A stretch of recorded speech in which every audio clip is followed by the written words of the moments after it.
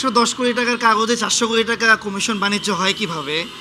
ওই অসত্য আর ভিত্তিহীন যে অভিযোগগুলো ছিল, হয়তো ওই জায়গা থেকেই কোনো অভিযোগ তাদের কাছে দাখিল হয়েছে।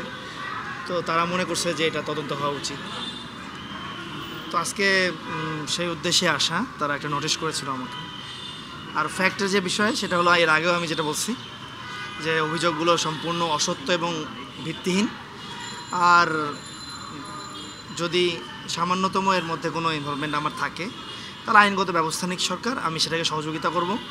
প্রয়োজনে জেলে যেতে হলে যাব, কিন্তু সেটা সত্য প্রমাণিত হয়ে আসতে হবে।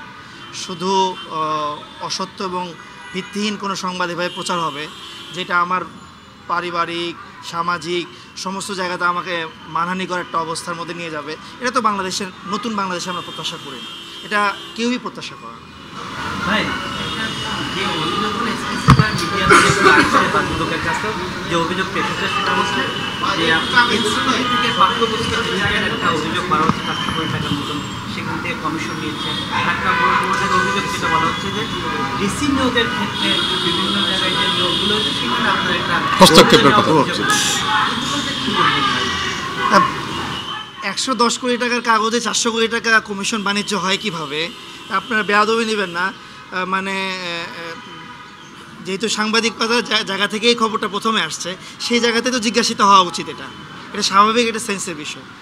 যদি অন্য কোনো পরিমাণ আসতো, আবার কিছুদিন আগে আরেকটা রিপোর্ট হয়েছে ২৮ কোটি টাকার, সেই রিপোর্টের মধ্যেও স্বাভাবিকভাবে বাংলাদেশের যে কোনো অঙ্ক জানা ব্যক্তি যদি ওই জায়গাতে হিসাব করে, এবং যে তথ্যগুলো ওখানে লেখা হয়েছে সেটাও যে একটা মানে ভুলভাল তথ্য দিয়ে ভরা, এটা একদমই দেখা যাচ্ছে।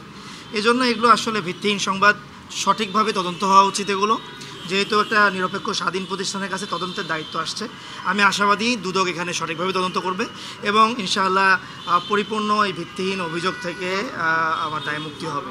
আর দ্বিতীয় প্রশ্ন করেছেন আপনি ডিসি নিয়োগের, এটা অনেক স্বচ্ছ একটা প্রক্রিয়ার মাধ্যমে হয়। যদি ডিসি নিয়োগের ক্ষেত্রে কারো এরকম ভূমিকা থাকে যে কেউ ৬৪ জেলার ডিসি নিয়োগ করছে, মহাশক্তিশালী কাউকে হতে হবে। তো এটা আসলে যেটা সম্ভবতার একদমই বিপরীত একটা জিনিস।